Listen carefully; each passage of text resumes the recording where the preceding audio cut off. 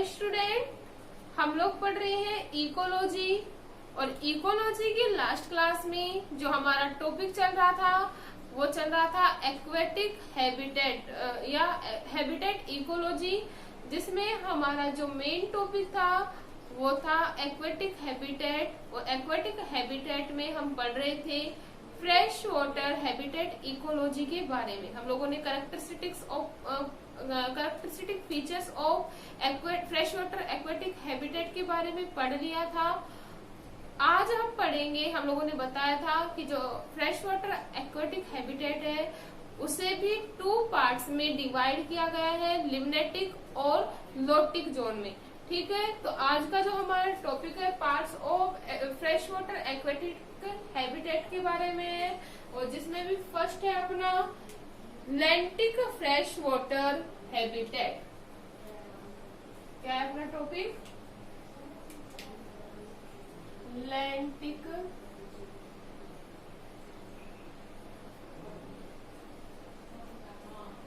Fresh water habitat, या हम लोग बोल सकते हैं स्थिर स्वच्छ जलीय आवास। स्थिर स्वच्छ जलीय आवास, जैसा कि नाम है स्थिर स्वच्छ जलीय आवास। तो इस प्रकार का जो जल होगा वो कैसा होगा? स्थिर रहता है। कैसा रहता है? स्थिर रहता है, मतलब बहता हुआ नहीं पाया जाता, एक ही जगह पर स्थिर रहता है। क्लियर है स्थिर जलीय आवास? अब हम पढ़ेंगे कि स्थिर जलीय आवास की क्या क्या विशेषताएं होती है। तो फर्स्ट जो विशेषता होती है कि इस प्रकार का जो जल होता है वो बहती हुई अवस्था में नहीं पाया जाता, स्थिर आवास में पाया जाता है। इतना क्लियर है? सेकंड अगर हम बात करें, फर्स्ट क्या है कि स्थिर रहता है, जो जल रहता है वो स्थिर रहता है, स्थिर अवस्था में पाया जाता है। ठीक है, जैसे एग्जाम्पल हम लोग दे सकते हैं पोखर, तालाब आदि का जो जल होगा वो कैसा होगा? स्थिर जल में। नेक्स्ट अगर हम बात करें, ये जो आवास होते हैं वो चारों तरफ से भूमि से घिरे हुए होते हैं। कैसे होते हैं? भूमि से घिरे हुए। ठीक है, इतना क्लियर है? अगर हम बात करें कि स्थिर जलीय है, भूमि से घिरे हुए हैं, तो यहाँ पानी कहाँ से आता है?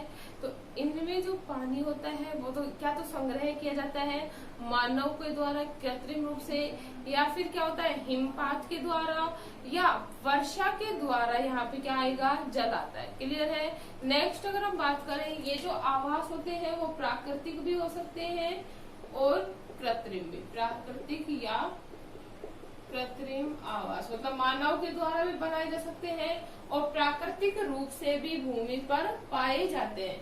नेक्स्ट अगर कैरेक्टरिस्टिक्स की अगर हम बात करें, तो मोस्टली इन आवास की जो गहराई होती है वो कम पाई जाती है। लेकिन अगर हम बात करें कुछ जो स्थिर जलीय आवास है उनकी गहराई बहुत अधिक होती है।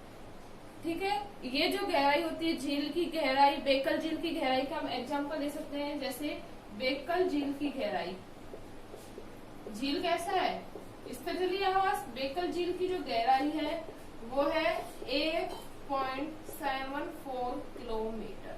तो ये कुछ किलोमीटर से या कुछ मीटर से बहुत अधिक किलोमीटर तक गहरे हो सकते हैं। तो ये थे अपने इम्पोर्टेंट कैरेक्टरिस्टिक फीचर्स ऑफ स्थिर जलीय आवास। नेक्स्ट अगर हम बात करें, इसके पेनिट्रेशन ऑफ लाइट या प्रकाश की भेदन क्षमता के आधार पर स्थिर जलीय आवास के स्तरों को विभिन्न भागों में बांटा गया है। किसके आधार पर? प्रकाश की भेदन क्षमता के आधार पर। हम लोग जानते हैं प्रकाश जो है वायुमंडल में ऊर्जा का मेन सोर्स है। ठीक है, लाइट का मेन सोर्स है। तो इसकी प्रकाश की भेदन क्षमता के आधार पर, तरंग दैर्ध्य के आधार पर जो स्थिर जलीय आवास है उसे वेरियस पार्ट्स में डिवाइड किया गया है। देखते हैं कितने पार्ट्स में डिवाइड किया गया है। तो हम यहाँ एग्जाम्पल लेते हैं तालाब के जल स्तर का। तालाब के जल स्तर को अवशोषण, प्रकाश के भेदन क्षमता, जलदाब के आधार पर उदग्र व क्षैतिज रूप से 4 पार्ट्स में डिवाइड किया गया है। कितने पार्ट्स में डिवाइड किया गया है? 4 पार्ट्स में। कौन कौन सा? जो फर्स्ट है अपना वो है लिटोरल जोन। लिटोरल जोन, ठीक है। सेकंड अगर हम बात करें, या हम लोग बोल सकते थे तटीय क्षेत्र। तटीय क्षेत्र। सेकंड है limnetic zone. Limnetic zone, Hindi में बोलते हैं इसे सरोवर क्षेत्र या प्रकाशित क्षेत्र। प्रकाशित क्षेत्र। अगर हम बात करें थर्ड, तो थर्ड है लाइट कंपेंशन जोन। लाइट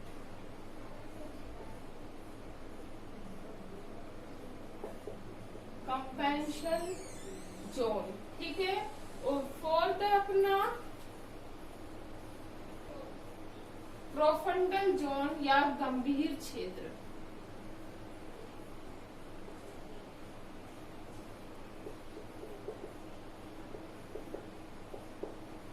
तो हम लोग बोल सकते हैं कितने पार्ट्स में डिवाइड किया गया है भाई? 4 पार्ट्स में। Littoral zone, limnetic zone, light compensation zone और फोर्थ अपना प्रोफंडल जोन। अब हम बात करते हैं फर्स्ट जोन की। फर्स्ट जोन कौन सा है?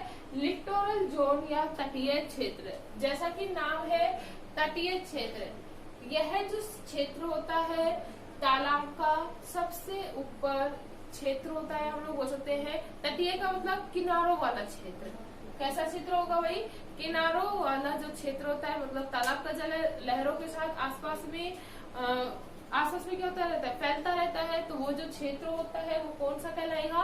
लिटोरल क्षेत्र कहलाता है।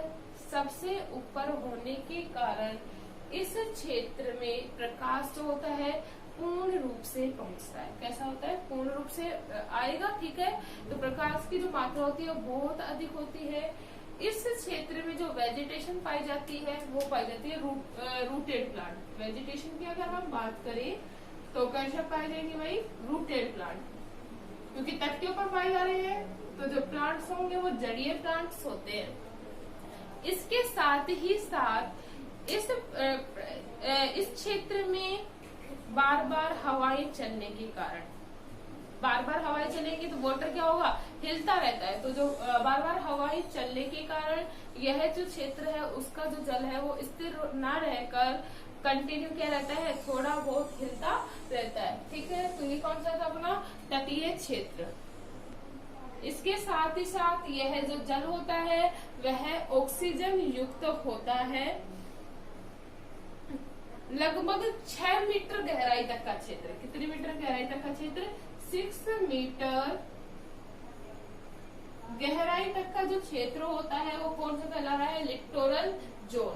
सेकंड अगर हम बात करें लिम्नेटिक जोन की, तो जो लिटोरल जोन के नीचे जो क्षेत्र पाया जाता है, हम लोग बोल सकते हैं दूसरे स्तर का जो क्षेत्र होता है वो कौन सा कहलाएगा? लिम्नेटिक जोन कहलाता है। इस जोन में भी लाइट का जो पेनिट्रेशन है वो इजीली हो जाता है। लाइट का पेनिट्रेशन इजीली हो जाने के कारण O2 घुलित अवस्था में मुख्य रूप से पाई जाती है। इस क्षेत्र में जीवों की जो संख्या होती है वो भी अधिक होती है। रीजन क्या है? इन्हें इजीली O2 प्रोवाइड करा दी जाती है, O2 अवेलेबल हो जाती है।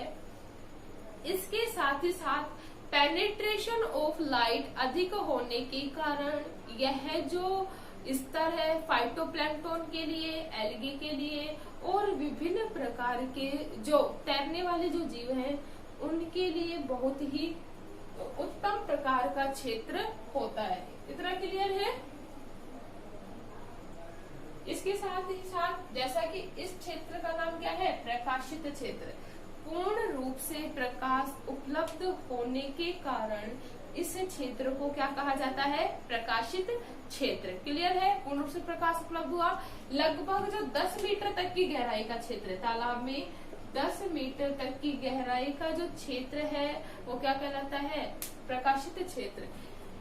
इस क्षेत्र में श्वसन दर जो होती है वो बहुत अधिक होती है in compare to photosynthetic rate, या प्रकाश संश्लेषण की दर से अधिक श्वसन दर पाई जाती है। तो ये हमारा कौन सा था भाई? Limnetic zone. थर्ड हम बात करते हैं लाइट कंपेंशन जोन की, या प्रकाश क्षतिपूर्ति क्षेत्र की। यह जो क्षेत्र है, प्रकाशित क्षेत्र के बाद का जो क्षेत्र होता है वो कौन सा कहलाता है? लाइट कंपेंशन जोन या प्रकाश क्षतिपूर्ति क्षेत्र, या हम दूसरे लैंग्वेज में बोल सकते हैं प्रकाशित क्षेत्र और गंभीर क्षेत्र के मध्य का जो क्षेत्र होता है वो क्या कहलाता है? प्रकाश क्षतिपूर्ति क्षेत्र। जैसा कि नाम है क्षतिपूर्ति, मतलब इस क्षेत्र में प्रकाश की जो पेनिट्रेशन है वो बहुत ही कम पाई जाती है। ठीक है, लगभग 1% होती है लाइट पेनिट्रेशन। कितना परसेंट होती है? 1% होती है, क्योंकि यह जो क्षेत्र होता है वो गहराई में पाया जाता है। किस किस के बीच का क्षेत्र कहला रहा है? प्रकाशित क्षेत्र और गंभीर क्षेत्र का जो मध्य का जो क्षेत्र वो कौन सा कहला रहा है? Light compensation zone. इसके साथ ही साथ 1% प्रकाश की लाइट होती है। इसमें प्रकाश की मात्रा कम होने के कारण यह जो क्षेत्र होता है कम लाइट वाला या धुंधला, या हम लोग बोल सकते हैं अंधकारमय होता है यह क्षेत्र।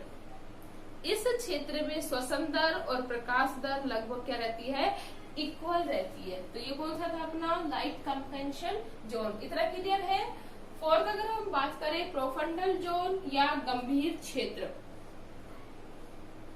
जैसा कि नाम है गंभीर क्षेत्र, सबसे अंतिम जो क्षेत्र होता है वो कौन सा होता है? गंभीर क्षेत्र या प्रकाश क्षतिपूर्ति क्षेत्र के नीचे सबसे निचला जो क्षेत्र होता है वो गंभीर क्षेत्र होता है। जो कम गहराई वाले जो स्थिर जलीय आवास है, इसमें कुछ आवासों में यह जो क्षेत्र होता है वह अनुपस्थित होता है, क्योंकि गहराई वाले क्षेत्रों में पाया जा रहा है। यह बहुत अधिक गहराई वाले क्षेत्रों में पाया जाता है। इसके साथ ही साथ यहाँ पे प्रकाश का जो पेनिट्रेशन होता है वो नहीं होता। लाइट पेनिट्रेशन नहीं होने के कारण यह जो क्षेत्र होता है डार्क क्षेत्र होता है या डार्क एरिया होता है, क्योंकि पेनिट्रेशन ऑफ लाइट नहीं हो रही। पेनिट्रेशन लाइट नहीं होने के कारण यह जो क्षेत्र होता है वो कैसा होता है? अंधेरे वाला क्षेत्र होता है। इस क्षेत्र का जो जल होता है वो स्थिर होता है। इसके साथ ही साथ पेनिट्रेशन ऑफ लाइट नहीं होने के कारण यह जो क्षेत्र होता है इसमें प्लांट्स नहीं पाए जाते, क्योंकि प्लांट्स को जीवित रहने के लिए किसकी आवश्यकता होती है? लाइट की, और लाइट यहाँ पे अवेलेबल नहीं है। Due to this reason plants are absent. Clear है? तो ये थे हमारा प्रोफंडल क्षेत्र। अब हम इसी डायग्राम के द्वारा समझते हैं। तो पेनिट्रेशन ऑफ लाइट के अकॉर्डिंग कितने पार्ट से डिवाइड किया गया है? 4 में। ये क्वेश्चन है, सबसे ऊपर वाला जो क्षेत्र होगा वो लिक्टोरल जोन कहलाएगा। लिक्टोरल जोन के नीचे लिम्नेटिक, और लिम्नेटिक के जोन के नीचे प्रोफंडल जोन, और उसके बाद क्या? लिम्नेटिक, और उसके बाद क्या होगा? Light compensation zone, light compensation zone, और फोर्थ क्या होता है अपना? Profundal zone. तो ये था अपना स्थिर जलीय आवास। क्लियर है?